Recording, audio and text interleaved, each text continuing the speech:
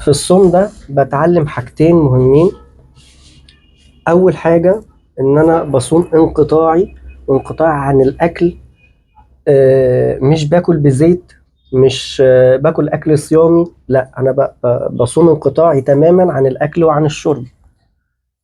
الحاجة التانية ان انا بصلي صوم من غير صلاة، زي ما ابونا بشوي كامل كان بيقول: حرمان للنفس لا يفيد شيء. لكن الصوم مرتبطة بالصلاة، ما فيهوش لقاء.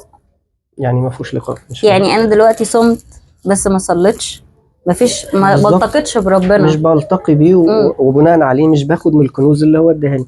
الكنوز دي عامله زي ايه بالظبط؟ هشبهها لك بحاجه بسيطه.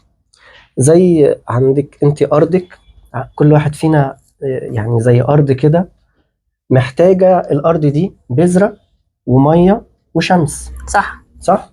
ربنا يسوع المسيح ده بقى خزن لنا كل البركات بتاعت الأصوام في خزان كبير كده، وواصل منه زي أناية أو مواسير. طبعا اللي بيفهموا في الفلاحة هيفهموا الكلام اللي أنا بقوله بسهولة، وكلنا هنفهم بنعمة ربنا إن الكلام إن شاء الله يكون سهل. في الصوم لما أنا بصوم انقطاعي وبصلي، في حاجات في الأناية بتاعتي اللي جايبة مية يسوع لأرضي، بتبقى سدة الأناية، القناة اللي بتمشي فيها المية.